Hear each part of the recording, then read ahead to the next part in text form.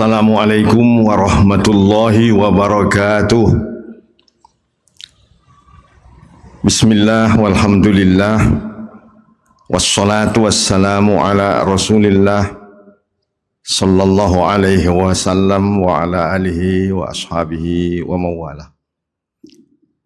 Ashhadu an la ilaha illallah wahdahu la syarikalah wa ashhadu anna Muhammadan abduhu wa rasuluhu la nabiyya ba'dah. Amma ba'du, kaum muslimin dan muslimat, jamaah fardu zuhur yang saya hormati, Bapak dan saudara yang berbahagia. Bersama kita bersyukur memuji Allah Subhanahu wa taala.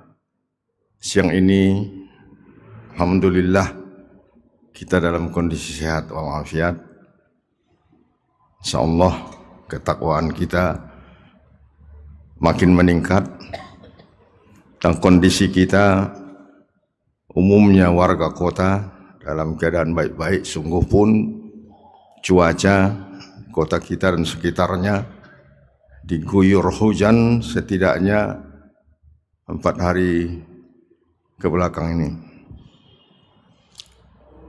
Kita juga telah mengikuti himbauan dari BMKG, Badan Meteorologi dan Geofisika Provinsi Sumatera Barat, diperkirakan seminggu ini, sepekan ini, dari mulai tanggal 21 sampai 27, keadaan cuaca, keberadaan angin dan fenomena alam termasuk curah hujan cukup banyak diminta kita waspada. Saya kira kita bersyukur pemerintah yang di sektor ilmunya di bagian ini telah mengumumkan, kita terima kasih. Dan tentunya masyarakat kita juga sudah banyak di kota ini mengalami hal yang soal anak sekolah terlambat sekolah, saudara-saudara kita yang harus memberikan kajian di perguruan tinggi, dosen dan lain sebagainya sedikit terhalang, petani dan nelayan kita sedikit terganggu, tapi pastikan ini rahmat juga dari Allah Subhanahu wa taala. Kita syukuri rahmat ini dan kita waspada dan menginginkan kita sehat selalu dalam lindungan dan barokah dari Allah Subhanahu wa taala. Selanjutnya salawat dan salam buat junjungan kita Nabi besar Muhammad sallallahu alaihi wasallam dan juga kepada segenap keluarga beliau serta sahabat-sahabat, bahkan kepada seluruh kaum muslimin muslimat sampai akhir zaman yang mencintai Rasul dan ajarannya, syariatnya, peninggalannya, dan juga selalu bersolawat. Insyaallah semua kita mendapatkan syafaat kelak di hari tidak ada syafaat kecuali dari Allah melalui tangan Nabi kita, melalui Rasulullah SAW, Nabi yang terakhir yang kita muliakan itu. Allah Subhanahu wa taala berfirman, A'udzubillahi minasyaitonirrajim. Innallaha la yaghfiru an yushraka bihi wa yaghfiru ma duna dzalika liman yasha. Wa may yusyrik billah faqad dhalla dhalalan ba'ida. Artinya sesungguhnya Allah sekali-kali tidak akan mengampuni dosa syirik, dosa yang orang yang meyakini ada kuasa di dirinya, kuasa di lingkungannya selain dari kuasa Allah, dosa ini tidak bisa diampuni. Wa yaghfiru ma duna dzalika, dan Allah dapat mengampuni dosa-dosa apa saja selain dosa syirik itu. Nah, siapa yang mensyirikatkan Allah, menduakan, meniadakan, menganggap sepele atas kuasanya, itu adalah bagian dosa yang paling nyata. Bapak dan ibu-ibu, saudara-saudara, sesungguhnya yang ingin kita sampaikan, selain dosa syirik sebenarnya ada dosa-dosa besar lainnya. Tapi dosa syirik ini sungguh tidak bisa diampuni. Apabila dalam keadaan syirik dia meninggal, langsung dijebloskan ke neraka. Nah, beda dengan dosa-dosa besar lainnya. Sebenarnya dosa-dosa itu banyak, dosa-dosa besar itu banyak. Tapi sesuai dengan hadis Rasulullah Sallallahu Alaihi Wasallam, riwayat Bukhari wa Muslim, bahkan mutafaqqun alaih, At-Tirmizi, Abu Daud, An-Nasai ikut dalam sanad-sanad ahli hadis itu. Menyebutkan inna min akbaril kabair, sesungguhnya dari dosa-dosa besar ada yang paling besar lagi. Nah, jadi dosa-dosa besar itu tingkatannya, katakanlah mungkin di level satunya dosa paling besar. Ada level dosa rupanya, ada yang kedua, ada yang menengah dan kecil.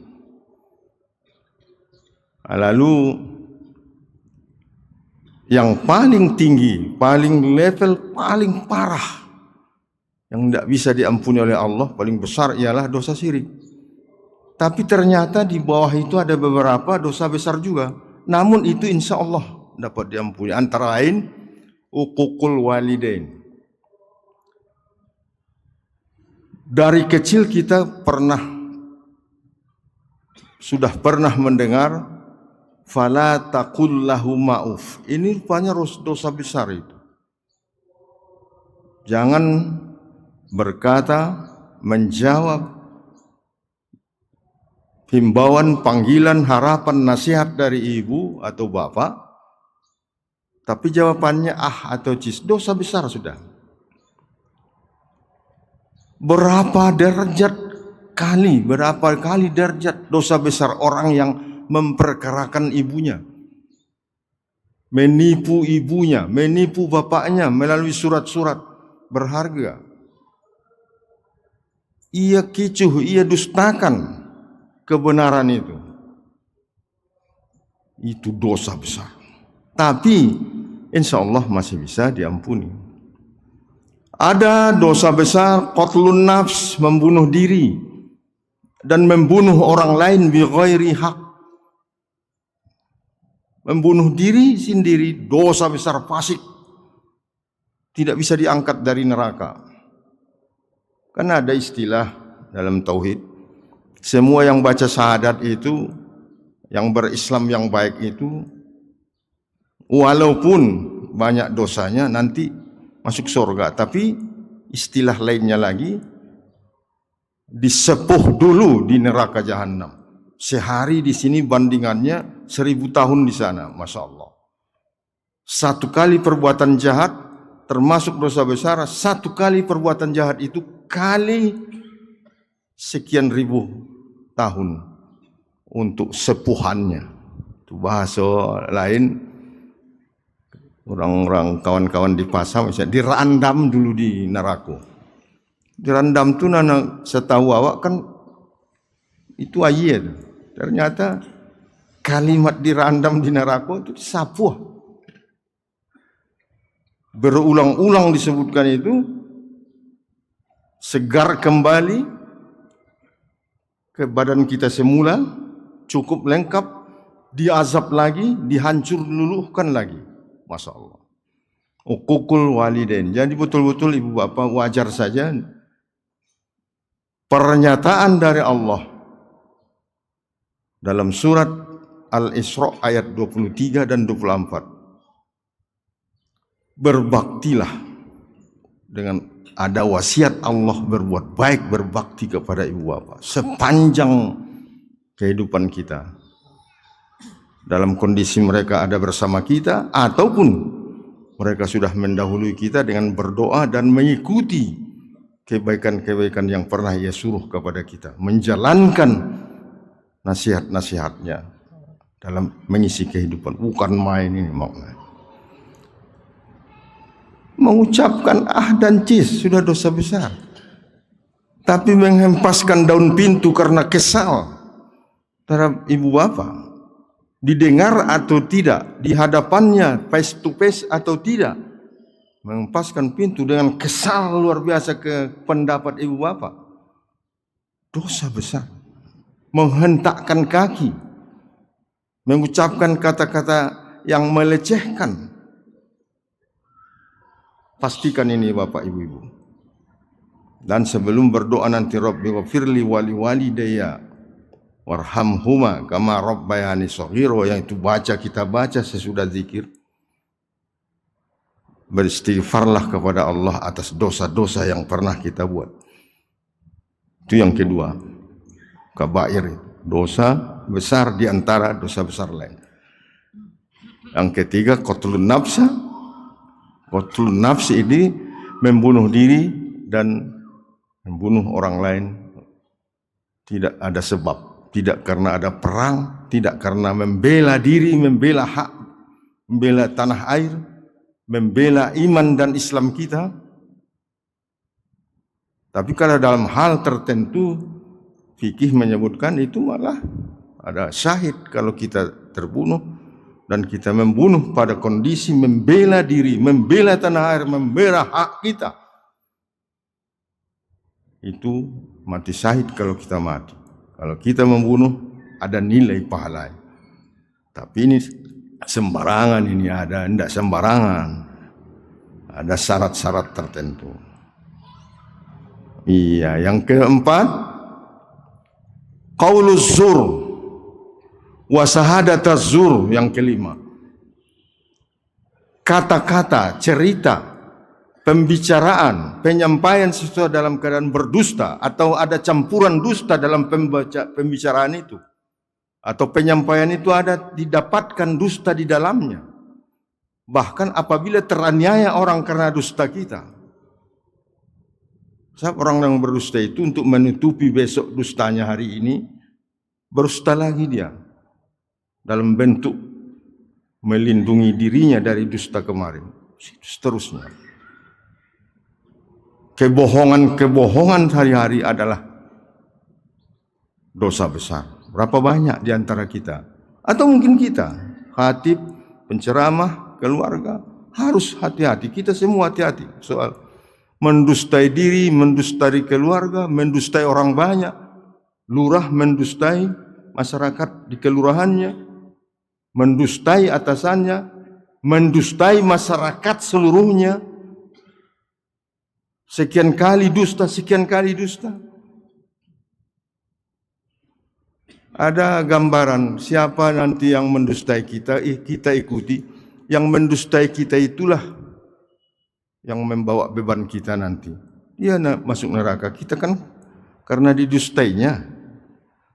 Kita di perangnya. Perang bukan perang bersosoh itu.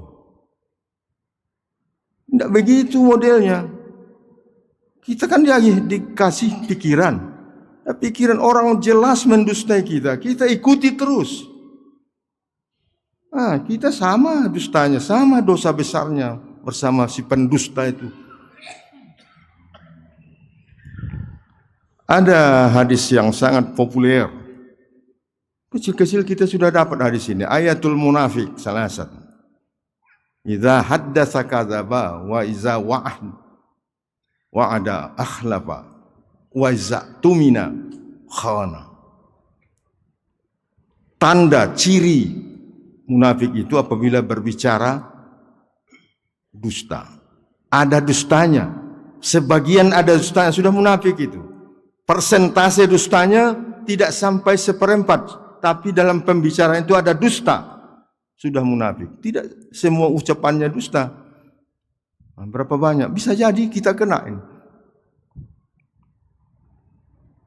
Istilah dulu ada tokoh populer kita, lain boleh, tamu teh. Dai sejuta umat kita, almarhum Kiai Haji Zainuddin MZ, Allahumma gfir lahu warhamhu. Ia katanya beriman, berislam, sholat, terpelihara. Tapi ketika ia pergi ke pasar, tinggal imannya. Ke pasar tidak dibawa imannya. Itu kata-kata misal tamsil, itu bagus sekali. Ada pegawai, ada guru, ada karyawan. Di rumah dia beriman, berislam. Pergi ke kantornya, ditinggalkannya imannya. Maknanya dalam. Dia sudah tidak berperilaku sebagai orang beriman dan berislam yang benar. Sudah mendustai anak buah, mendustai dirinya, mendustai karyawan lainnya, mendustai pimpinannya. Masya Allah. Apabila ia berbicara, menyampaikan sesuatu, ada dusta di dalamnya, sudah ciri munafik. Wa iza wa'ada akhlafa. Apabila berjanji, sering tidak tepat. Dulu terjemahan kita, apabila berjanji tidak ditepati. Ada yang ditepatinya, tapi banyak yang tidak. Ini munafik. Nah, berapa banyak yang munafik? Nah, lalu yang ketiga, wa iza'tumina khana. Apabila ia dipercaya, diberikan amanah, diberi mandat pimpin ini, kepercayaan dan amanah yang diberikan itu ia khianati si pemberi amanah. Masya Allah. Ini hadis sangat, ya, setiap kita yang hadir ini, yang ratusan ini, kalau tidakkan ribuan, termasuk yang di luar, ya, sudah tahu hadis ini. Terakhir sedikit kita tutup. Penutupnya ini, si pendusta besar datang ke Rasul. Bagaimana Islam saya Rasulullah? Bagaimana dosa saya ini? Bisa diampuni Allah atau tidak? Tolong berikan aku solusi jalan keluar. Ia berharap kalau sholat perbaiki sholat, puasa puasa yang benar. Tapi tidak itu jawab Rasulullah. Engkau bisa diterima, Islammu bisa diterima.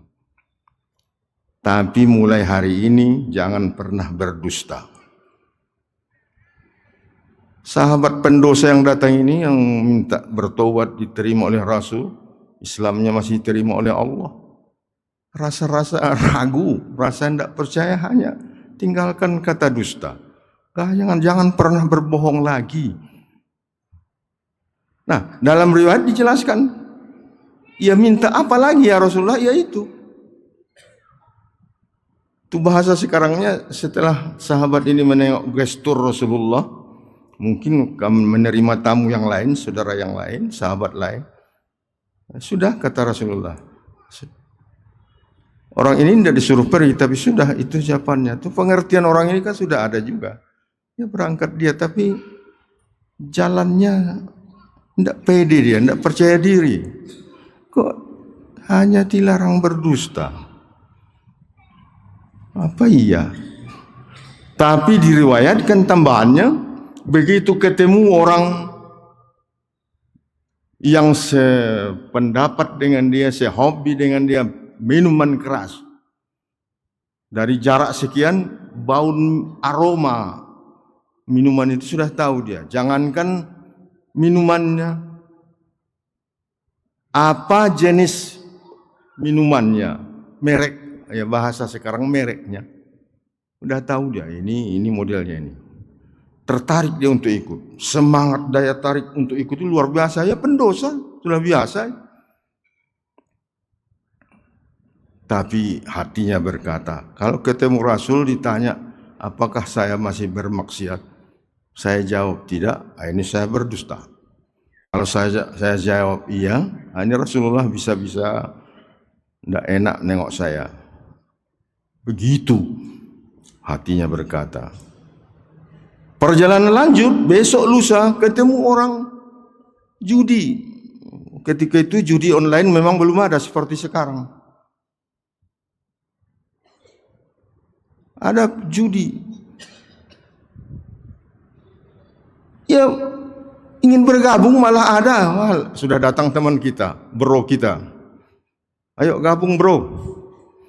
Ia sudah melangkah ke arena judi itu. Tapi hatinya berkata dalam langkah menuju ke tempat bermaksiat itu, kalau ini juga ditanya Rasul, kalau ketemu Rasul, pasti saya mendustai. 2-3 hari sudah itu maksiat yang lain, begitu juga. Dalam sebulan 2 bulan baru ia sadar. Dalam kehidupan ini memang dusta ini tinggalkan kalau ingin benar, ingin diterima Allah dan Rasul. Coba.